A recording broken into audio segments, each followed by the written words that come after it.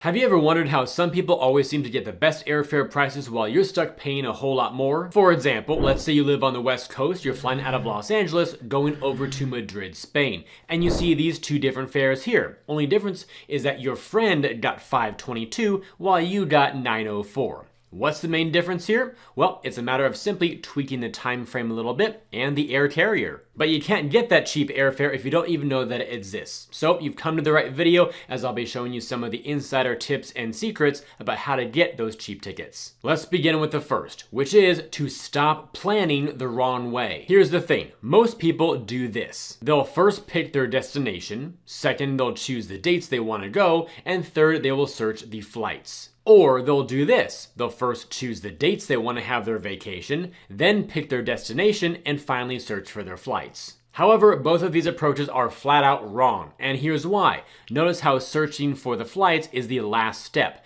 However, if your goal is to find cheap flights, that needs to be the priority, not the last thing that you do. That's why you should do this. First, search your flights, that way you'll be able to see the cheapest fares. Second, choose your destination, that way you'll be able to see which destinations are the cheapest ones. And third, choose the dates, because some dates may be cheaper than others. And now that you've compounded 3 layers of the cheapest fares, you can go ahead and request that time off from work. Let me give you a quick example of some of this in action. Let's say you live in Chicago and you want to go down to Miami. When searching for the range of July 3rd all the way through July 9th, you find that the cheapest rare at this time is going to be through United for a round trip price of $319. Clicking on View Flights though to expand more options and searching for a specific low budget carrier like Spirit, which we all know very well here in the US, we actually see that Spirit for the same range here, July 3rd through July 9th, is actually $471. So budget carriers are great, but not all the time. But if we move our itinerary up just about 1 month for early June, here June 2nd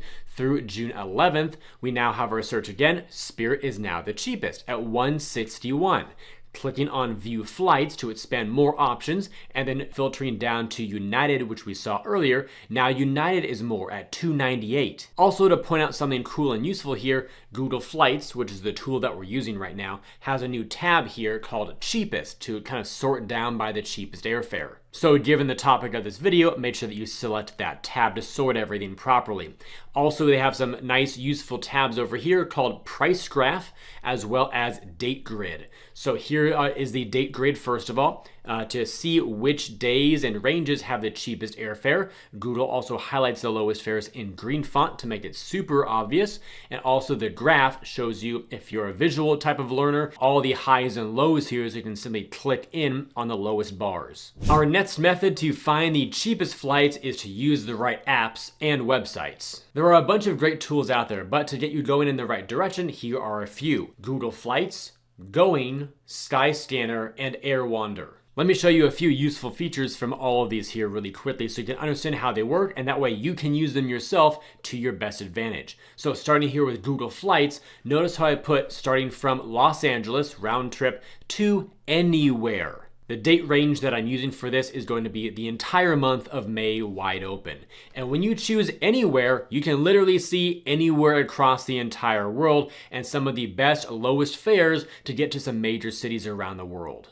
If you want to stay domestic, zoom into the United States and see a bunch of the major cities here and their low prices. If you want to go to Central America, South America, whatever you want here, even over to Europe, you can keep on scrolling and zooming into different parts of the globe and seeing the prices for the major airports. I can't think of a much better way to start brainstorming great ideas to start checking off some cities off your bucket list, because you probably have more than just one place you want to go to. So use this to your advantage as well here. And it gets even better when you go to the dates section rather than specific dates like I did here, all of the month of May, which is nice, but you can even go to flexible dates, choosing multiple months here, weeks at a time, just weekends, whatever you want. Customize it for what you're looking for. You can even see cheap flights from a given city. So in this case, I'm using Los Angeles as my example. Look at San Francisco, Honolulu, Seoul, Tokyo, New York, and all of these extremely low fares, which can of course be higher and lower based on the time of the year, seasonality, and those types of things. But this allows you to see a broader view of some great gems, have a lower price than they would otherwise. You can search round trip, one way, even multi-city. And once you find an itinerary that you're kind of leaning towards,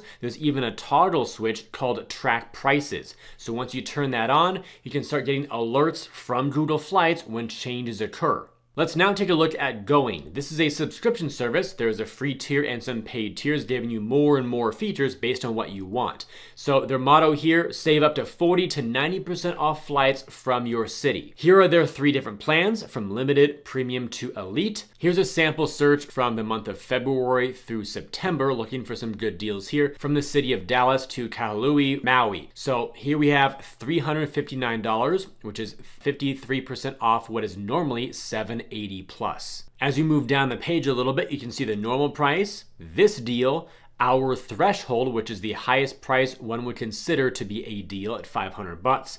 Also the average deal, the last major deal, and the best deal that they've seen. $184. That's crazy. Or if you've got one of their premium tiers, you can actually get those email alerts coming through to let you know when those price drops come on in. From there, you can go ahead and click on Book on Google Flights. It will take you right to Google Flights to look at everything, make sure it looks good to you, and go ahead and go through the booking process. The third option here is Skyscanner, one of my favorites for their great, easy to use interface. So this is basically a normal looking search engine from, to, departure and arrival dates and the travelers here. And then once you drop down on those dates, it gives you everything color coded. So green is a great low price, orange kind of in the middle, and red would be a higher price. You'll see this if you have the specific dates tab selected. But if you move over to the flexible dates tab, you can just click on a month here and it will show you the cheapest month. How is that for simplifying your search? So in my search here, from New York, any airport, to Rome, any local airport, I clicked on April since that was the cheapest month,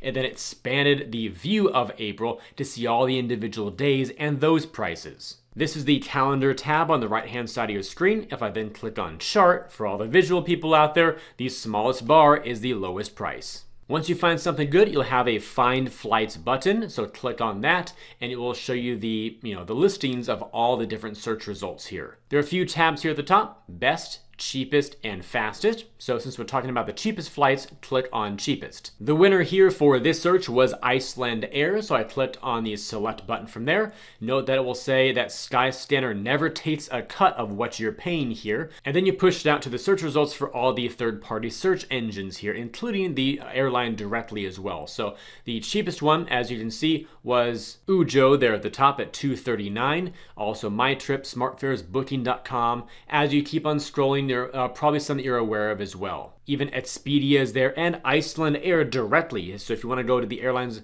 website and book it there. But if you're just price hunting, you know which one to choose. Skyscanner Search also allows you to explore a multi-city search for more complex or longer itineraries. And in your profile, there's a subscription option as well in case you'd like to get the latest travel deals, news, and inspiration sent right to your inbox. Lastly, when you find a flight that you like but are not yet ready to book, also may want to see any changes that come along, you can click on the heart icon next to that one and that will add it to your saved section here. So I've got a couple saved and they all have toggles for price alerts. So if you want to be alerted when prices change, turn those on as well. And the fourth tool that I'll mention here in this video is really cool. I've got a feeling a lot of people may not be aware of this, but it's called AirWander. What this empowers you to do is to build an itinerary while adding stopovers. If you're not familiar with that term, a stopover is basically like a layover, but at least 24 hours or more. So let me bring this to life for you with a little search here. We're going from San Francisco in the US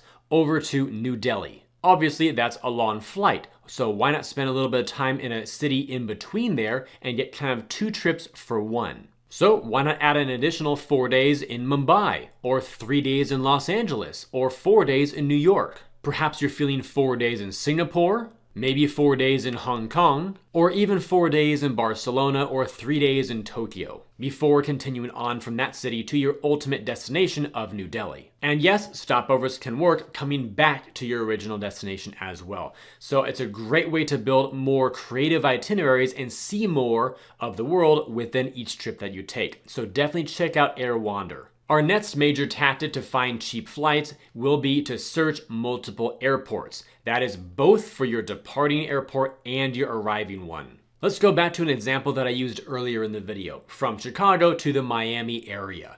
You'll notice that the search results here show 3 of the first flights here, all in Spirit, but they go into Fort Lauderdale. They're all priced at $161, but the 4th option down, still Spirit, actually goes into Miami and it's $176. And a simple search on Google Maps will show you that Fort Lauderdale and Miami are about 35 to 40 minutes apart. So simply choosing another airport that's super close by might be able to save you some money, especially if you're traveling as a family of 3, 4, 5 plus. That can really add up, especially for bigger trips as well. But what about if you're not really aware of which airports may be around a certain city? Well, Google Flights makes that really easy too. We'll say that you live in Houston, Texas, and you want to go somewhere. So type in Houston as your departing airport and then click on the little plus icon to the right-hand side. That will give you a whole bunch of selectable boxes. So you'll know that Houston has George Bush Intercontinental and William P. Hobby. You can select both of them. And now let's say you're going to do a big international trip and you're willing to be a lot more flexible with your airport. So rather than just Houston,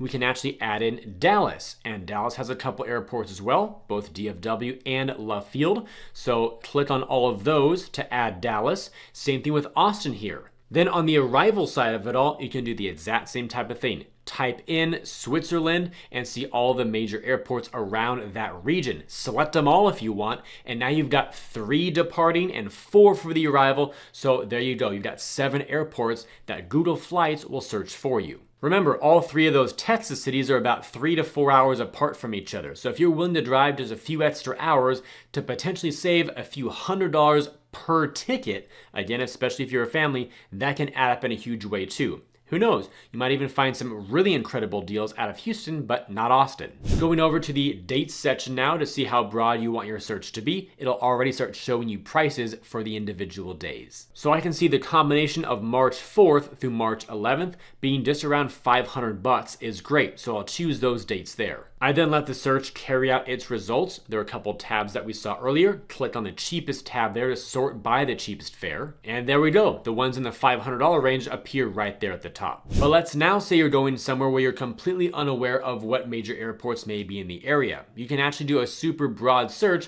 but narrow it down to the region that you want to be in. So here we are. Let's do Miami in this case over to Europe in general. And look at this, just by typing in Europe, I can filter down by Northern Europe, Eastern Europe, Western Europe, and Southern Europe. And all along the way, I'm starting to see all the prices for some of the big airports in the Europe area. You can do the same thing by typing in Asia and then do Southeast Asia, for example, and see the prices around Indonesia and neighboring countries. I mean, check out some of these prices here. 1656 from Da Nang, and then we've got 1142 from Singapore. That's like $500 of a difference. And then some of the more far-flung regions out there, 4,256, 2322, 8,838. So all of a sudden, Singapore is starting to look pretty darn good at just under $1,200. And remember that once you get to a destination, then going from one part of that region to another part can be a lot less expensive than going directly there from the US. This holds true in Asia, this holds true in Europe, and many other regions around the world. So sometimes you just want to get to a generalized area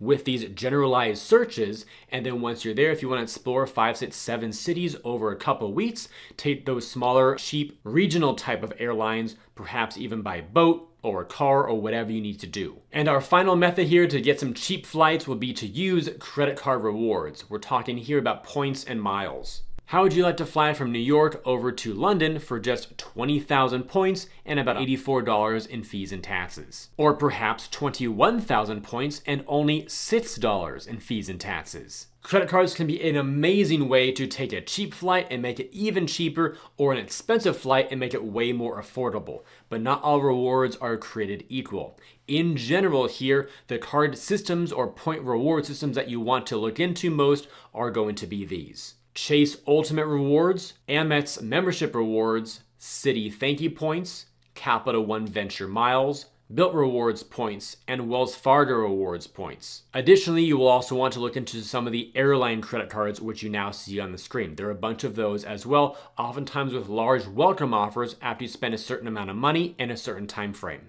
But those 6 programs that I mentioned above there on the screen all have access to what we call transfer partners, meaning you take all the banked points that you earned and then transfer them out to an airline program and then book your reward flight on those airline websites. To use Chase as an example here, you've been earning Ultimate Rewards points through Chase's program, and then here's a list of their airline transfer partners. You can convert them into Air Canada Aeroplan points, or Air France KLM Flying Blue miles. And this compounds in a huge way if you do something like this, in a really simple strategy. Let's say you just get one Chase branded card, so the Sapphire Preferred, the regular bonus is 60,000 points after meeting the spend requirement. You then add one airline card, in this case, the Aeroplan card. The welcome offer as I record this video is to earn up to 70,000 bonus points. So if you get approved for both of those and do their spend requirements, then you can earn 130,000 or more Air Canada points because you earn your bonuses